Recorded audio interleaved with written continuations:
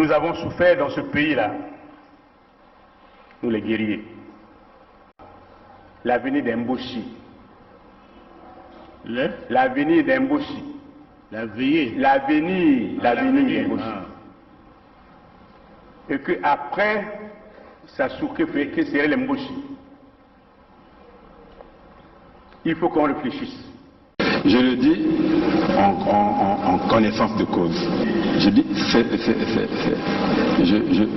je sais comment nous sommes organisés. Je sais. Vous savez comment? Comment l'armée est organisée. J'aime me dire ça en bouche. Moi je suis moyen. Vous êtes aussi moyen. Quand je dors la nuit, je vois de n'importe quoi. Les gens avec les saguets et les rapides. Donc, maintenant si vous existez que je parte, sortez vos symboles traditionnels. Je tiens, vous tenez, je vais. Sinon, je ne veux plus. Le président m'a regardé. Il n'a pas sorti les symboles traditionnels. Et nous nous sommes séparés. Je suis sorti de son bureau. Cependant, est vrai le fait que jamais je ne pourrais accepter que la Constitution soit violée. J'insiste pour dire que lorsque la Constitution est violée, les démocrates ne doivent pas l'accepter. Jamais. Jamais. Et jamais nous n'accepterons qu'un gouvernement censuré organise les élections dans un pays. Et nous prenons l'opinion internationale à témoin. Jamais. Jamais nous n'accepterons que soient organisées des élections hors la loi. Partout ailleurs en Afrique où les dirigeants se sont permis de méprise sur ces questions, ces dirigeants ont plongé leur peuple dans les drames que nous connaissons. L'espèce de conseil constitutionnel qu'ils ont mis en place à la hâte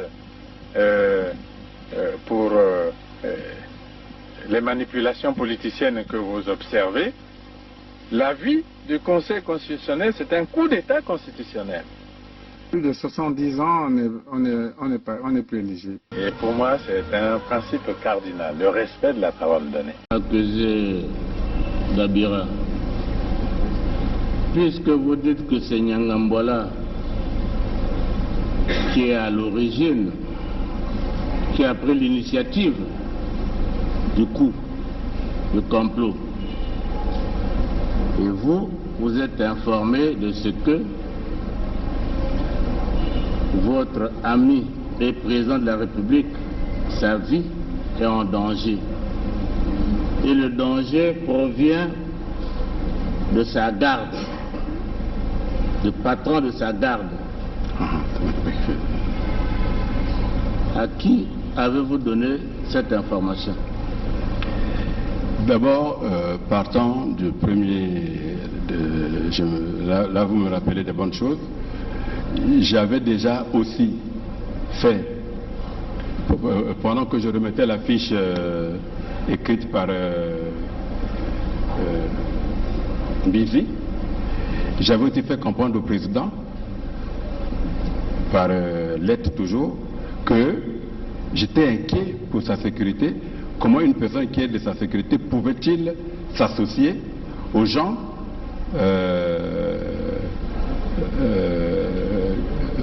de l'extérieur qui est aux rebelles? Pardon? J'avais déjà envoyé, en même temps que j'ai envoyé la fiche dont on a parlé sur les armes, le Mbizi là, J'avais aussi, maintenant que je me rappelle, j'avais aussi écrit au président, lui disant que je m'inquiétais du fait qu'il avait derrière lui quelqu'un qui a donné des armes aux rebelles. Quand il y a eu l'attaque, oui. En 2016 Bon. 2000, En 2016 16, oui, d'accord. Hein? Oui, oui. Avril 2016. Bon. La situation avec Nyangambwala, ça remonte, à vous dire, entre fin octobre 2017 et début novembre 2017. Oui. C'est bien cela. Dans cette période-là, avez-vous fait une fiche au chef d'État qui est votre ami? Je vous ai dit ceci, j'étais encore en train de creuser parce que la première fiche que j'avais envoyée n'a jamais eu de suite. N'a jamais de suite. Et la deuxième? Voilà, et Nyangambwala était toujours derrière lui. Donc je me dis, bon écoutez, peut-être que je n'ai pas convaincu suffisamment, mais je verrai. Est-ce que vous aviez fait une deuxième fiche relative à cette situation de Nyangambwala au président? Vous l'avez fait? Non, je n'avais pas encore fait une fiche. Vous n'avez pas fait de fiche? Ouais. Parce que tout à l'heure, vous disiez que l'idée vous est revenue, bon, vous avez fait une fiche. Donc vous n'aviez jamais fait de fiche à ce sujet? Non, je parle de l'affaire des armes. Hein, donc, l'affaire des armes, vous avez déjà fait la fiche depuis 2016. Oui. Mais nous sommes dans l'affaire du complot. Avez-vous fait une fiche au chef de l'État qui est votre ami? J'étais encore en train de... Parce que déjà, quand je lui dis déjà que celui qui est derrière vous là est dangereux, vous lui avez dit quoi? Je crois que 6 mois, 7 mois ou 8 mois avant, donc quand nous avons fait cette fiche... mais moi je ne sais pas quand vous avez fait cette fiche, c'est à vous de le dire. Peut-être qu'en avril-mai. Hein? Peut-être qu'en avril-mai, avant que... aussitôt après les attaques des ninjas. Oui, mais les attaques des ninjas, depuis que ça avait commencé, tout Congolais sait ce qui s'est passé réellement. Oui. Hein? Et votre fiche, vous l'avez faite quand? C'est-à-dire que, au fait, ce qui s'est passé réellement, je crois que le procureur de la République est dans la salle. Hein? Il a suivi quand vous avez fait la fiche au président? Non. Il a quand même convoqué Nyangambwala, qui ne s'est jamais présenté. Le général Norbert Dabira poursuit ses explications en ajoutant que c'est le général Nyanganga Timbwala qui fournissait les armes au pasteur Ntoumi. Le général Norbert Dabira poursuit ses explications en ajoutant que c'est le général Nyanganga Timbwala qui fournissait les armes au pasteur Ntoumi. Le général Norbert Dabira poursuit ses explications en ajoutant que c'est le général Nyanganga Timbwala qui fournissait les armes au pasteur Ntoumi.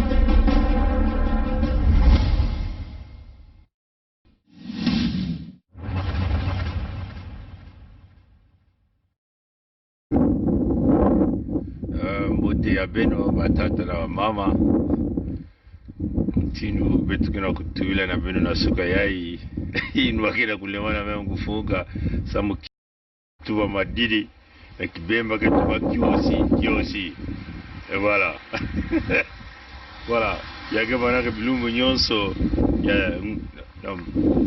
ya décembre hein de betu ke manisaka Noël il betu ke vumukaka toujours ngeme kote na gisalu ya ngolo ya kukatula wa neige mbote sister hapa so ngeme kote na gisalu ya katula wa basa suba za gisalu ya est-ce que bale na sala ya bale na kusala ya bangana ta mutini betu na katula bengena kutala basa su watu baka na bene yawe watu baka na bene wa wale mundele mpasi donc betu na katula neige na suka yai mambo kengolo tangu mosi betu ke kusolola na jambo ya bwala tangu betu banisa katula wa neige yai betu ke kusolola na jambo ya bwala mungala cheri vraiment yeye yosi samugana nkumu ya mbongo mungala cheri beno batata na mama ya Congo beno ke kumanga badiambu ya ba vaccine ya bao yina beno ke kumanga yao beno kubaka ve yao akile diamu ya imbi ba vaccine yina nemba musa mindele bakuzaba ve yike na kati bakuzaba ve singeme kubaka yao moti yange mpangi mayala abaso beno kuna ba vaccine beno ke kumanga kubaka yao memba musa mindele bazaba veki kina kati yao bakuzaba besingema baka ya bu yai mbasi wapi diamu ke kusalama na nzutu yange donc ba mungala cheri na kile mambo ya kuzoba bakana kuzonzila beno baba mama ya Congo batata mpangi bosobita ba kongole nyonso kana kupesa beno mbote ba diamu ya ba vaccine yina ya banongo ina wakutobolaka na samna na kubuka bimbevu ya babana ina ya kimbevu ya ime basika ya kile jambo ya imbi ba mosi memba mindele bakuzaba bayike kina kati mingi kina kumanga yao donc beno bana ya Kongo batata mama tinka liampe mamutantu mukuyu kuza kunata babjambo ina kile jambo ya urgence vesam na beto mambo ya urgence akele mambo ya babisalu mambo ya balikole yakile bakufuta bisadi ya ba fonctionnaire ya beto kufuta ba retraité ya beto kufuta bantu nyonso ina keba mambo ya urgence yakile kutunga ba l'hôpitalu yakile ve jambo ya bao ya banongo ina wake kutobola ina beno batata mama beno ke kumanga ya beno kutala muntu ina ke ndundu ina ke salaka na luyalu ya bao ina amekubasika kuna kutuba nkalia mpema mfumu ya bao ya babao ba moshi kina kunata banongo ina sana kutobola beno ngempila moshi keba mama mpila moshi keba tata kubaka ya ve ba moshi ba mindele bakuzaba ve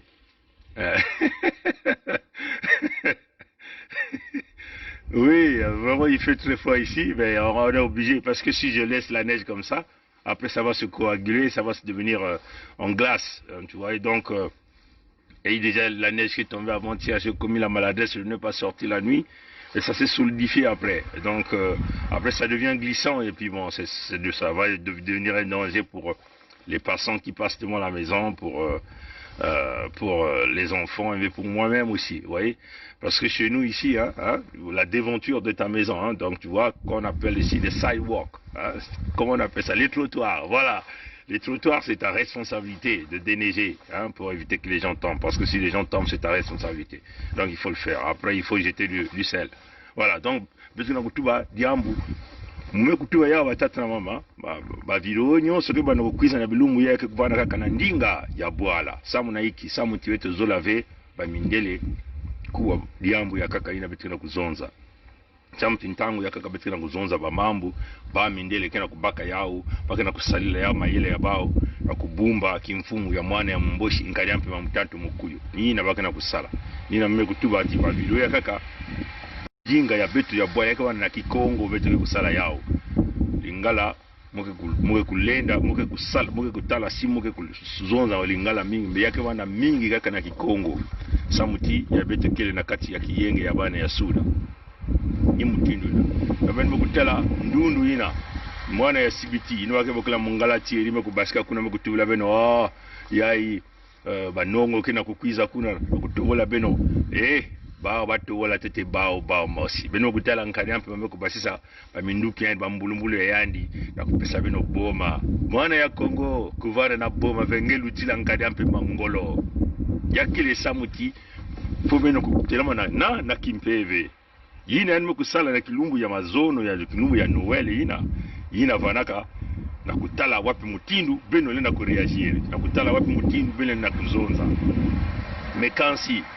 zaba na kati ya ntile na vana na minduki yani ya ngolo yani na kununga asiki mpya nge mwana ni mwana ya Kongo nge vana mwana ya fiechi kuluntu bebe vatu bana kati ya ntimo yange kengelu tila ngolo na baminduki ya nkadi mpemba samuti si yame kuduma na Brazzaville yame kuduma na kati ya Kinkala na Vinza na Muyonzi na Bwansa na Lutete na Sibiti na Zanagada Bambama na Dolizi na Divenye na Mosenjo na Makavana yame kudila kuna na kati ya Pointe Noire yame kudila na bambanza nyonso tu ya suda ya Kongo si pele ko bampangi ya Zulu mpeke na kati ya Kiyenge ya kubasisa bwana na kati ya Mpasi beto ke kutala wapi kote minduki ya nkadampe mana babantu yani baka kukima mwana ni mwana ya Kongo samuti na ntangu ya ngeketete na kati ya uonga ngeketete na kati ya uonga be ina nkadampe mekusala yake tutu na kupesa beno boma beno mekutala yani meko na kusimba meba mabundu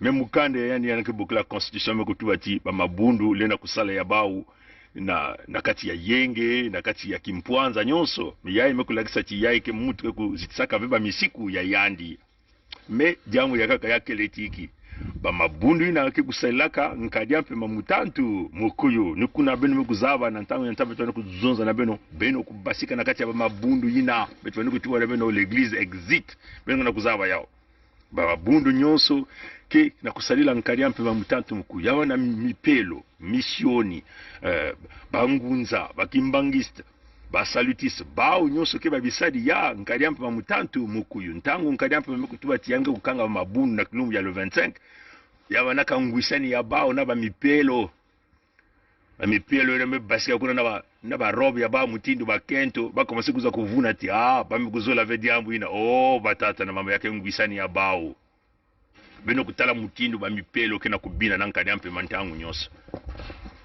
tangu ina bafungulaka katedrali ya Oyoina beno mekutala nani mupelo abanya kena kubina mupelo mekubao mena mantwale ya nkadiampe mutatu mukui beno mekutala kadiambu ina mupelo nakena kusadisaka lusambulu mupelo nakena kupesaka communion yani mkutala nkadiampe mutindu nzambi ya bao yani mekubao mutindu yai beno mekutala ntangu ina Antoinette Chibota kento yankadiampe mutantu mukuyu belaka kwenaka na bwala ya Pompidou na kona baka manganga to basalisa yani lere yani kufutuka bino kutala yani kuna na cathedrale ya Brazzaville yani kena kubina nani na bamipelo bino kutala bamipelo ke kaka bantu ya luvuno kena kulalisa bino bapongisa mutina kinzambi ya bao ina batulana ka Brazzaville ina mfumu ya kinzambi ina ninkaniampe ya mutantu mukuyu be mfumu ya bao kena ni mupelo ba nini ba kula le pape ya Vatican bao nyonso ke kana manima ya nkaniampe ya mutantu mukuyu bantu ya nzambi kedia kave na kusalisa bantu ya Kongo bebame kubaluka na kusalisa mwana ya mumboshi nkaniampe ya mutantu mukuyu ndongo batata na mama yina bino kutela ba mipelo mekutela makona kuvuna beno bake kaka na kuvuna beno bao nyonso ke bisadi ya nkaniampe ya mutantu mukuyu ndikura betu na kutuba tina ntangu ina Kongo kubwa ba mipelo nyonso tina bani kusalila nkaniampe ya mutantu mukuyu Kongo ke bana jaka na sika ya bao be bakuloma na bachiko ya baba fulisa baba na baisi ya nkaka ni mutindu ina beno kutala mabundu ya mipelo ya misioni na Kongo ya Kinshasa yake les différents na ya Kongo ya beto bake ya kusoba parce que bantu ya Kongo Kinshasa bake na kunuanina na ba peuple bake na kunuanina madi ya kukota na ba peuple bake na kunuanina demokrasi bake na kunuanina kimpwanza ya ba peuple mais na Kongo ya beto bao nyonso baino kia kukangama beno zavati ba mipelo ina kena kuvuna beno tala nkadiampe mamutantu mukuyu ina kufuaka kardinali ya nene kardinali ina ke mfumu ina kulutela ba mipelo nyonso kuna na Kongo yani mekufa yani na maboko ya yani mosi mekansi ba mipelo kena kutatamana na kufungila bao tala nina kena kulakisa beno ke ya ikele mambo ya luvuno ya vanda ba milandu ba minzonza ba iki bao nyonso bantu ya luvuno beto kila na kufungula beno meso madini kama se kota na diboko voilà beto kele nina kufungula beno meso beno kuzaba ba mambo beto kila kuzonza babinzambi bao nyonso babisadi yankadi ampe ya mutatu mukuyu beno kuzaba ntanga na beto bilaka beno l'église vana exit na mputu ya kele beno ke kubasikana mabundu na beno ke kusambila kunave beno ke kusambila tata nzambi mpwalulendo nzambi ampungu na kati ya bainzo ya beno nikuna nzambi kuluengisa kati ntango ina beno ke kusolona kati ya bainzo ya beno vana to mutu mosi mutu zole mutu tatu to na kati ya quartier beno kubasikana mabundu ina kena kusalilaka nkadi ya mpemba ina keba mabundu ya bale inakeba mabundu ya bale beni mkuzaba mabundu ya bale mabundu na kusalaka mukuyu mutantu nkadi ya mpemba bao nyonso kaka luvuno baka na kati ya mambo ya mbongo ya bao nkadi ya mpemba ke dikisaka bao mbongo ina baka na kuzwa bakento mingi ba mipelo ile beni na kutala batata pasteur beni nkadi ya mpemba kuzaba ba seclea bao bon voilà donc ça c'était déconnecté.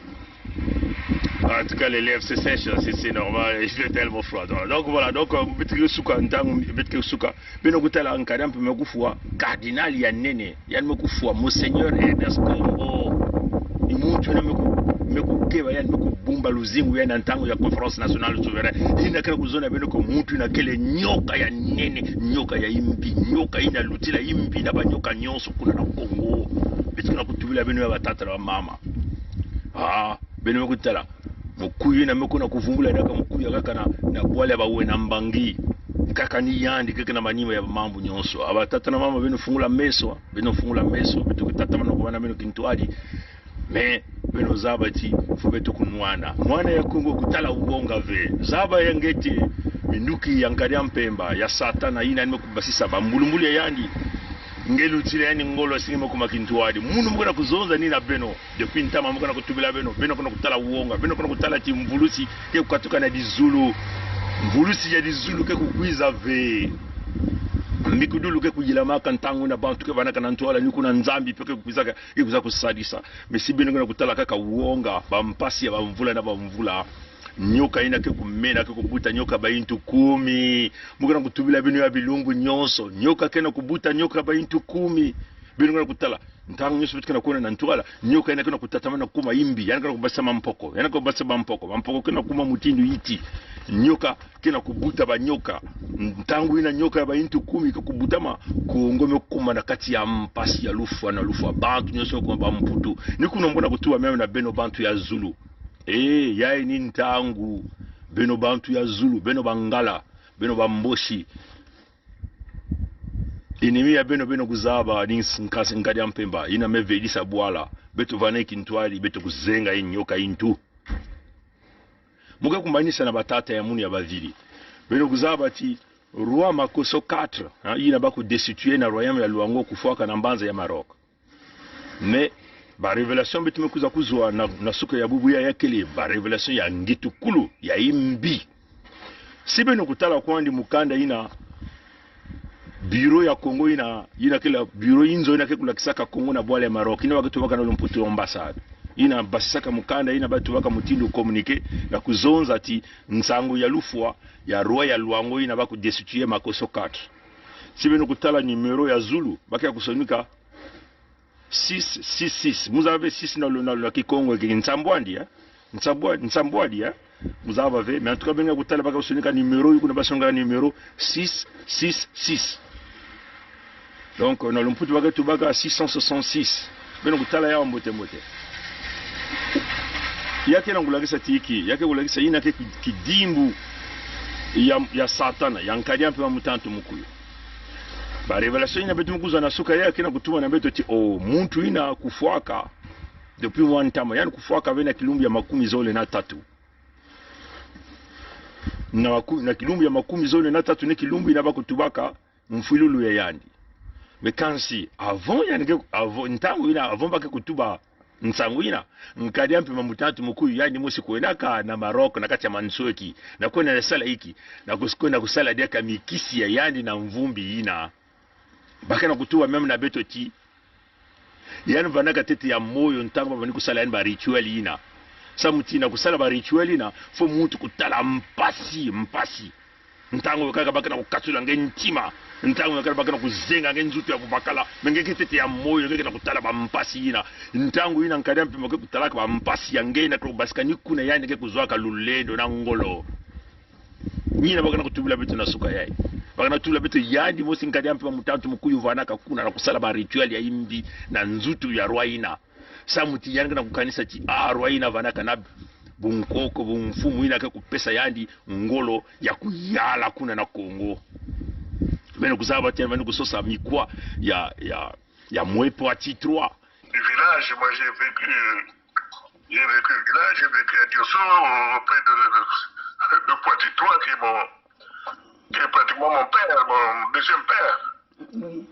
Voilà, j'ai vécu avec lui à la mort de mon père, c'est lui qui m'a pris avec lui sous sa protection dans son palais royal. Donc tout ça, je ne me répands rien. Hein. Oui, mais c'est pour ça que je dis. C'est pour ça que je dis. On fait les pieds de main pour chercher ses os, aller violer sa sépulture pour prendre les restes. Là, ils sont en train de provoquer le ciel. Ils provoquent le ciel. Parce qu'il ne se laissera pas faire. On fait les pieds de main pour chercher ses os, aller violer sa sépulture pour prendre les restes. Là, ils sont en train de provoquer le ciel. On fait les pieds de main pour chercher ses os, aller violer sa sépulture pour prendre les restes. Là, ils sont en train de provoquer le ciel. Ospe yamani sosa kumwangisa njamu ya nameli kusosa nzutu mvumbi ya professeur Pascal Lisuba président Lisuba kuna mpe yani kuzwaka ve yani mkuzo nzutu ya yombi yani vanaka na nsatu ya kubaka nzutu ya muntu yina kusala yandi kufungula yandi mwelo ya kukota na 2021 muntu wakala meno ke kilumbu ya le 21 décembre wana kilumbu ina mwelo wana kufunguka ya bazi energie ke kufunguka kaka ke kutsaka babantu na mvula ya mona bazi energie ifunguka na 2021 le 21 décembre 2021 wana bazi energie nene ke kuvutuka kaka tous les 60 ans ni kuna yani kusosa kuvana saki mfumu ya yandi donc yani kutala diferent yani kupesa muntu ya ngolo ya kukuba mutindu rwa maluango ina vanaka deja na Maroc na sike babantu ya yandi pelo kuyani le manaka kuflisa rwaina na kuna kusalisa nzutu na bwala ya Pompidou na bwala ya Macron samu na iki samu tibao bamboshi wake kuna kusonyeke na bwala ya Pompidou abatata na mama donc kuna na Maroc bamiko tuwa na metoko yandi mosi nkadi ampi mutantu mukuyu ina bakula mwana ya mboshi sasunge sovanaka kuna na Maroc ntangu ina rwaina kana mwelo yani kila kukwenda nkana pe makekuna na bunkoko na ba rituel yani bani kusala ya ba mikisi ya bao ya imbina rwaina baka na kufuende na mantwale ya yani kasi ntima baba ni kubaka kuzaba ve kasi bonzi yani baba ni kubaka kuzaba ve mentangu bani kusala yao yani bani kitete ya moyo kasi nzutu yani bubakala pe bami kubaka kuzaba ve antuka bami kutuwa na beto yandi mosi nkana pe mutatu mkuyu vanda kakuna ntangu nyoso bami yani kusala ba rituel yani kumanisa yani mekufutuka na Brazzaville ni kuna yani kuna kusala nzo kisi ya bunkoko ya rwa maluango ina samu yani kuna kusala discours yani samu ti discours yani vana na nsangu na ngolo miyandi nkana mpemba mutatu mkuyu zabati rwa ina kivana kadia kanaki mfumu mosive samu ti barwa zole telemaka kuna na luango ina baka bokila makoso 5 na tika ya zinga ya ntete bakutelamaka deja babakaka deja kimfumu ina ya ntete ya zole rwaina bakubialaka yandi ve na barwa nyoso ya luango ina mekusalama rwaina bakubialaka yandi ve bakubialaka ve yandi ve na ya bake bialaka barwa ya luango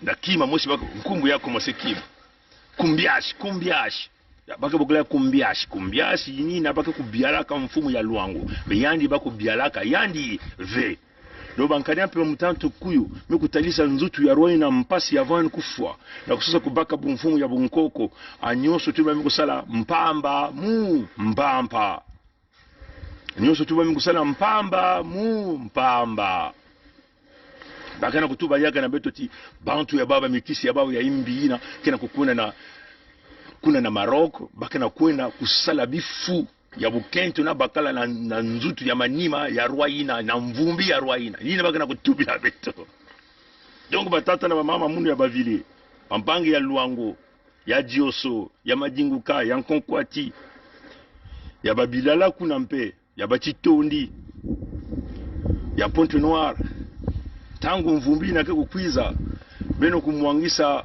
cercueil ina beno kutala nzutu ya roi mbote asosa kuzaba yiki bakusalaka na roi ina beno zaba ntangu cercueil ya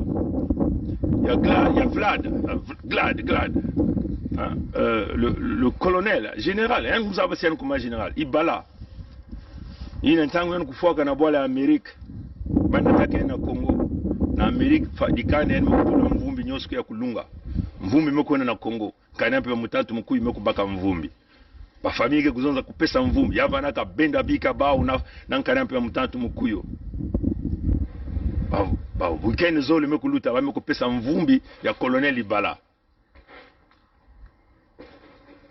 menzaba ni yani vanaka ntango nyosi na tata lisuba tangu bako bakaka cercueil bako salaki ya uzenke bame kunyimina bako fungula ve metata yani vanikitete ya moyo tata yani mezuna beno mwangisa cercueil tangu bo mwangisa ka cercueil batalaka mambo ya ngitukulu bonzia Ibala vanaka diaka ve meso vanaka diaka ve nzutu ya bubakala vanaka diaka ve ntima vanaka diaka ve misopo vanaka diaka ve na mvumbi ya yani batata na mama ampangi ya Luango ntangu mvumbi ya roi na kekwiza beno kumwangisa cercueil na beno kutala sini yandi kena katito yandi ve sinzutu yandi ke ya kulunga me mutu mosi kuuna beno ve ni même bantu ya beno ke tuba ba Vincent Gomez ba Honore Mpaka ba Beauty Viodo ba Kando ba kuuna beno ve beno kutala mvumbina me ntangu ya betu na kutuba bagana kusala bifu na mvumbina kulala yani na mataku na mvumbi ni mutindu bawo ina baka opere bebeno tuba na bawo mpamba sa mutintango ina nsanguke kumwanganaka pampeve ya ngolo ina baka tuba batitan protecteur du peuple congolais ko kuna na ntwala na kukanga nzila bazi energie na kufungukaka na kilungu ya makumi zo na mosi betokele mpe na kati ya yau beno zo na mutantu mukuyu yakele mambu ve emo basaba mbulumbulu yange kilumbu ya mazone na kopesa bomba na bana ya Kongo mwana ni mwana ya Kongo tangu yange kujinula yange kutelama ni kuna yange kutelama bake kulakisa ngeti ba ulutina ngengolo samti ba peuple ke kununga ka toujours matondo na nguru ya mbote yebete kutatama na katula neige kaka na bilumbu ke kukwiza. Allez, à plus tard les amis. Allez, passez une bonne journée. Matondo na nguru ya mbote kokoko kongditari kokoko kongditari kokoko kongditari etuke kutatama na kukuma babilimba nzao katula uonga na kati ya ntima yange nge mwana ya Kongo katula uonga na kati ya ntima yange nge mwana ya Kongo telama na kimpeve sambeto kulosa mwana ya mumboshi mutanto mukuyu mina bamboshi ya kaka beno kuzaba beno kele bantu yangipiti ina nzambi kutubaka na Mose bantu yangipiti ya benga kutala na kilumbu ya bubu ya beno kutala babu dia kave benme kutelama na Kongo mutindu beno kele ikanda ina lutila makanda nyoso na Kongo beno kele ndinga ina melutila bandinga nyoso ya Kongo be kansi ntangu ya tata nzambi ko kubula tangu na Kongo ke kufungula meso ke kutelama beno nyoso ke kuzimana na Kongo nina betu na kutubila beno ya ni ntangu ya kufutuka manima na kulosa muntu ina kana kumwangisa beto nisibino kutatama na kukanga makutu yake bana mpasi tangu yai beno kena kunua beno kena kubina beno kena kuyiba mbongo beno kena kutunga bainzo ya nene beno kena kutalisa babantu ya Kongo ya kaka bamputu Mentangu ina Kongo disiku kufunguka yake wana bidilu manyongo na kati ya makanda ya beno nyonso bamboshi iya yake bana jaka ba pante ya Kongo kutala weko oya bana kaka bamboshi ya edu yake bana bamboshi nyonso tu betuki kaka mutinju bantu na kuza kuzonza kansangu bantu ina nkwaluleno nzambia mpunge kuza kuzonza kansangu tela makongo ngwani na Kongo peut nous aider. Quand on est engagé, la peur s'estompe. Quand on n'est pas engagé, la peur occupe le lieu qui devait être rempli par l'engagement. Je pense aux sportifs engagés, je pense aux militaires engagés, je pense aux femmes engagées dans leur ménage, engagées dans l'éducation de leurs enfants. Elles n'ont pas peur. Elles n'ont pas peur. Les engagés n'ont pas peur. Et si nous, Église aussi, nous étions engagés, nous n'aurions pas peur.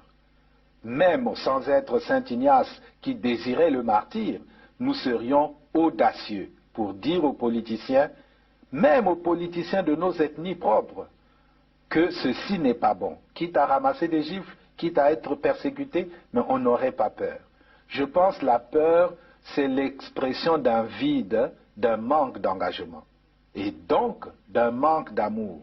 Parce que celui qui aime ne peut pas ne pas s'engager. Quand on aime Dieu, on s'engage. Quand on aime la nation, on s'engage. Quand on aime les autres, on s'engage. Quand on n'aime pas, pourquoi s'engager? Cependant est vrai le fait que jamais je ne pourrais accepter que la Constitution soit violée. J'insiste pour dire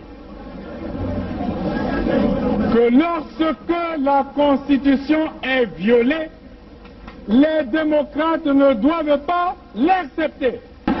Jamais. Jamais. Et jamais nous n'accepterons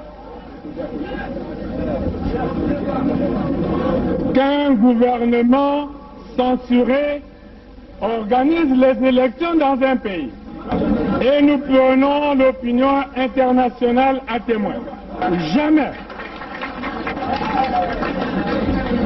Jamais nous n'accepterons que soient organisées des élections hors la loi. Partout ailleurs en Afrique où les dirigeants se sont permis de méprise sur ces questions, ces dirigeants ont plongé leur peuple dans les drames que nous connaissons. L'espèce de conseil constitutionnel qu'ils ont mis en place à la hâte pour les manipulations politiciennes que vous observez, l'avis du Conseil constitutionnel, c'est un coup d'État constitutionnel. Plus de 70 ans, on n'est plus éligible. Et pour moi, c'est un principe cardinal, le respect de la parole donnée.